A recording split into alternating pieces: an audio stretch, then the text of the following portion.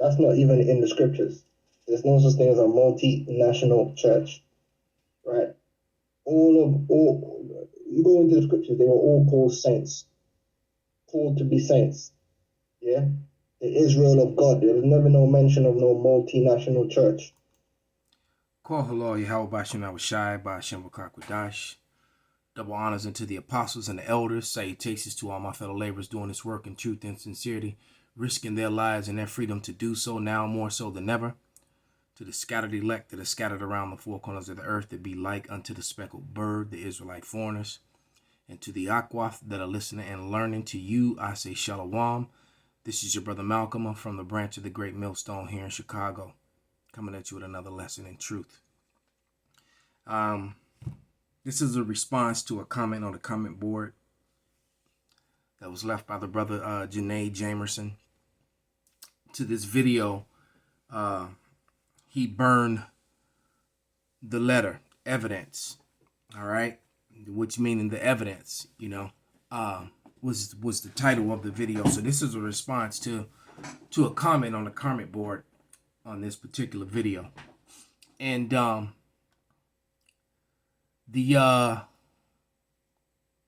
brother's name was Janae Jamerson, and what he said was, so I wonder how he breaks down Revelation 11, 1 through 2, and then Zechariah, the second chapter, 1 through 3. Would love to ask Esau Malone to explain this damn devil. And he is a damn devil, and I love the comment. So I went, and of course, I opened up and started reading the scriptures. And you know what? I too would love to hear what he has to say, about this particular scripture. And I know, the elder apostle Tahar has said many times over that this man here, this guilty one right here, that he avoids Revelation, the book of Revelation in its entirety.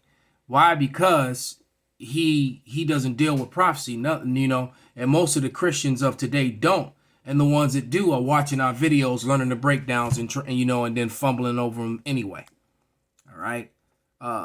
Because, the Christian churches, the things that they're talking about now, going to the blue letter and looking up words in the Hebrew and the Greek, they never did that before. Not before the elders and apostles came on, and started teaching the flock.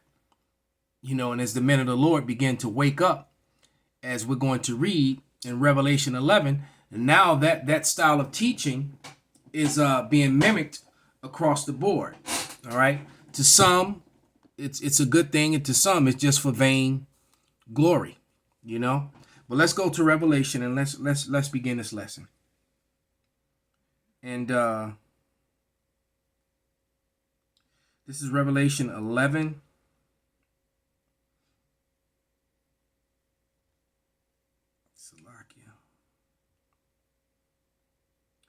I'm starting at verse 1.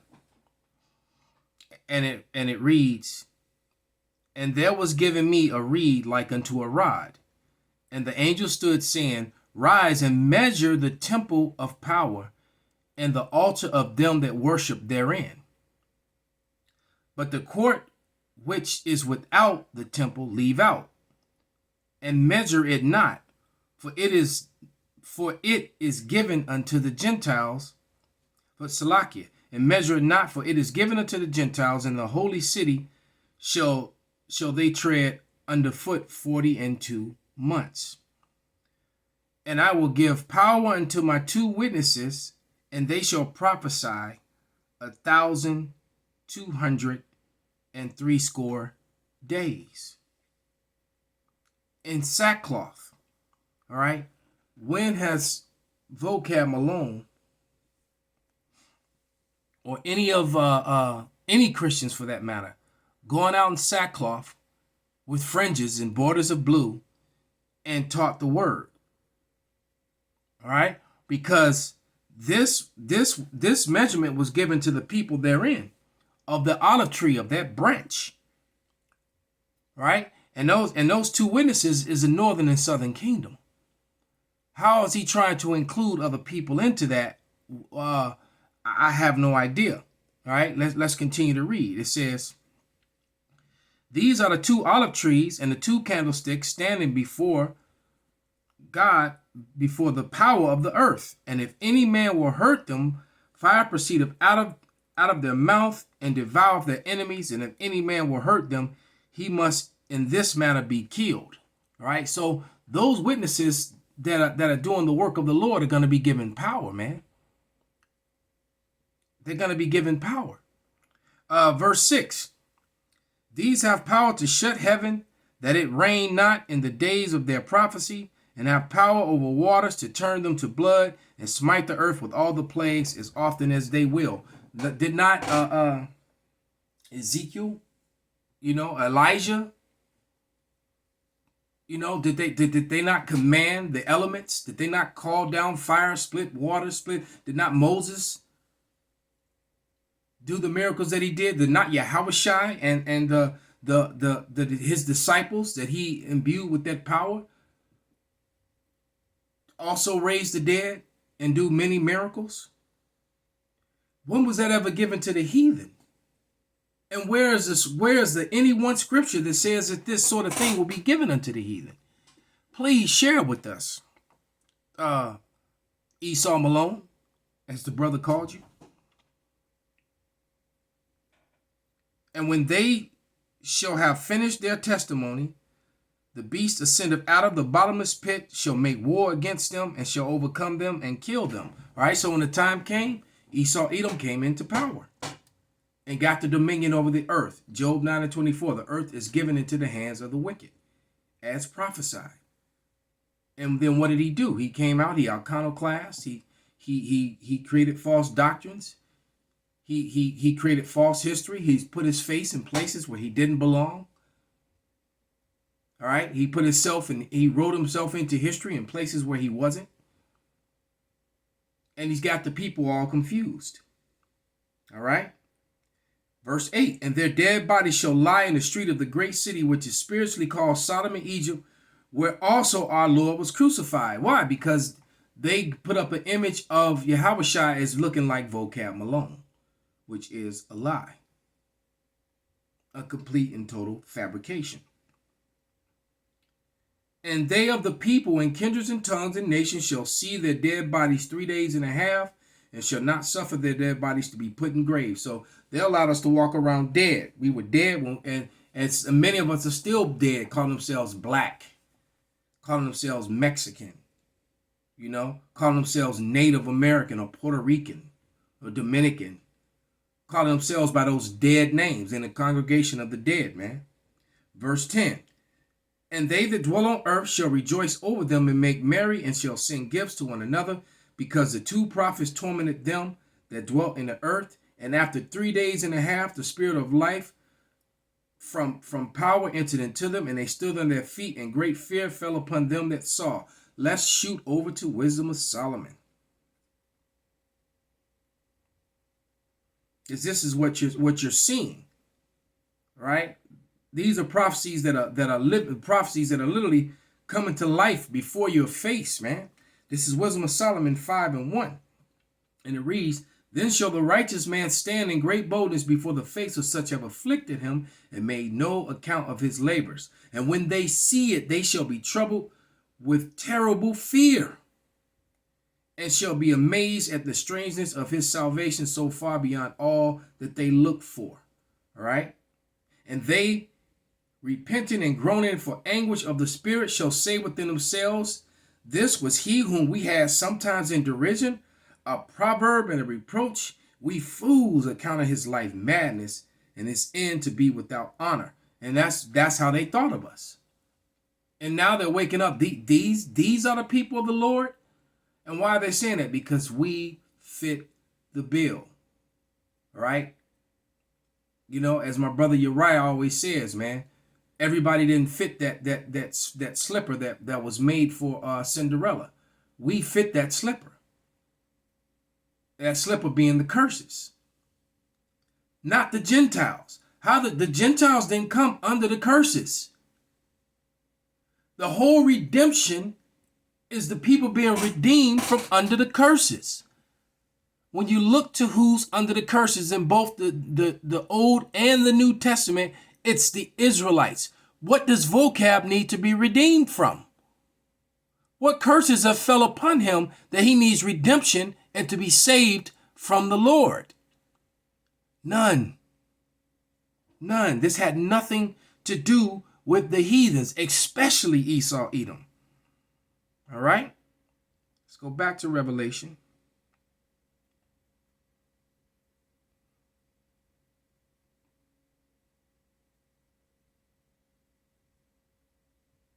And we're in verse 12 now. And they heard a voice from heaven saying unto them, Come up hither. And they ascended up into heaven in a cloud, and their enemies beheld them. See? So that great fear that fell upon them in Wisdom of Solomon and the strangers of their salvation was us going up into those clouds when the destruction comes. Only the Israelites are going unto the chariots. All right? There is no rapture. The rapture, nobody's getting lifted up out of the tribulation. All right? Everyone goes through the tribulation, and then the Israelites, the elect of Israel, gets lifted up before the final destruction comes during the tribulation. It talks about them who are scarcely saved. All right? Verse 13. And that same hour was a great earthquake, and the 10th part of the city fell, and the earthquake was slain of the men 7,000, and the remnant were affrighted and gave glory to heaven. So only the remnant are coming out of this. And it's funny, too, that America is in 10 parts. America has 10 FEMA regions. The scriptures are dead on point, man. The second woe is past, and behold, the third woe come quickly. All this is happening as the third world war approaches. The collapse of the dollar, the rise of digital currency, which is going to be the instrument that they use to control people, all right, and the instrument that they're going to use to use that digital currency is the RFID microchip. All right, and the elect are going to be saved from that hour of temptation. That's what's the hour of temptation? The implementing of the microchip. Okay, let's go to Ezekiel, the 37th chapter. And we start around verse 14 or 15. Let's see. Right, verse 14. And shall put my spirit in you, and ye shall live, and I shall place you in your own land. Let me see. Maybe I can start at 13. Yeah, perfect. Because we were reading about them being in that graves, being in that dead state. All right. It's Ezekiel 37:13. And ye shall know that I am Yahweh when I have opened your graves, O my people, personal pronouns, not the other nations, and brought you up out of your graves from being black. For all these dumbass Negroes that still want to be the color that's on the screen. When you're looking at the brother Ricard Quam, all right, the brother is brown. All right, the screen in the background is black. There's a tremendous difference. You cannot call someone that is brown black. When will you people get it through your thick, stupid skulls that is a false social construct created by these devils, all right, who are red and call themselves white? This crest, all right, the background of the crest, which you can't see is off screen, that's white. All right, let's put the arrow on the brother's face. Brown, let's put it in the black. Black, they are not the same. But that's why you people gonna die, because you want to hold on to that madness. And you know what? I'm glad. You go ahead and be black. Stay dead and die. That gives me more of a chance. The men that are doing this work, more of a chance to be of the elect. So you go ahead and stay black. All right? And shall put my spirit in you, and ye shall live, and I shall place you in your own land. Then ye shall know that I am Yahweh, that I, Yahweh, have spoken it and performed it, saith Yahweh. The word of Yahweh came again unto me, saying, Moreover, son of man, Take thee one stick and write upon it for Judah and for the children of Israel, his companions, and take another stick and write upon it for Joseph, the stick of Ephraim, and for the house of his companions, and join them one another into one stick, and they shall become one in thine hand. That's the two witnesses spoken of in Revelation, the 11th chapter. The northern and the southern kingdom, which are going to be given that power, right? Become threshing instruments, all right?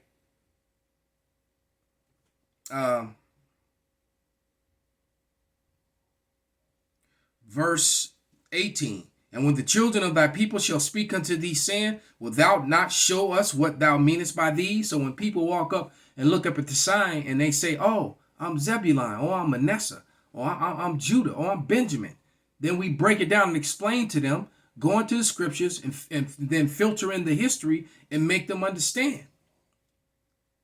That's the job of the watchman. That is what we do. The people that are doing that are the people who are to be redeemed, are the people who are going to receive the benefits of the kingdom of heaven, not the other people. Okay, not the other people. Verse 19. Say unto them, thus saith Yahweh power, behold, I will take the stick of Joseph, which is in the hand of Ephraim, and the tribes of Israel his fellows, and I will put them with him, even the stick of Judah, and make them one stick, and they shall be one in my hand. See, we're becoming one people again. That's not, how are you going to make all the other nations become one people? All right? And once again, the kingdom of heaven is associated directly with the house of David. What does the other nations who are being ruled over by the house of nation have to do with the house of David? They were servants unto the house of David. And I'm going to prove that when we go into the next set of scriptures. Verse 22, and I will make them one nation in the land of the mountain of Israel, and the one king shall be king to them all. That will be King David. All right? And they shall be no more two nations, neither shall they be divided into two kingdoms anymore at all. Like we're constantly telling you, the house of David is being restored with David as their king. David was promised kingship over who was Peter. That's why Peter was handed the keys. All right? Because Peter is David, if you understand the scriptures. He regenerated as David. Salakia, David regenerated as Peter. And now, when he comes down from the heavens, or however the Lord does it, David is going to be king over Israel forever. All right? Under the authority of Yahweh Shai. Okay? Let's go to Zechariah and finish this up. I'll go to Zechariah. I'll just get 1 point. And the main point being in verse 9. I want to read it.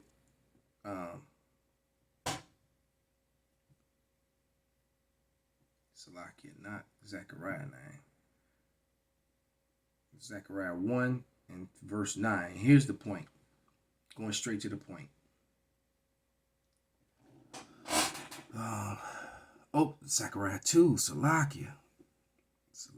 All right, 2 and 9. There we go. And it says, actually, I'm going to start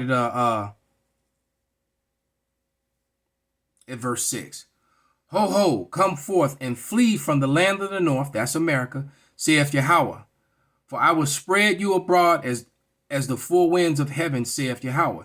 Deliver thyself, O Zion, thou dwellest with the daughter of Babylon. See, with the main concentration of Israelites are all in Babylon, which is America. Okay?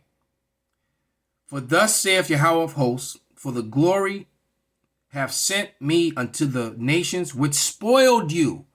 See, the nations that spoiled us.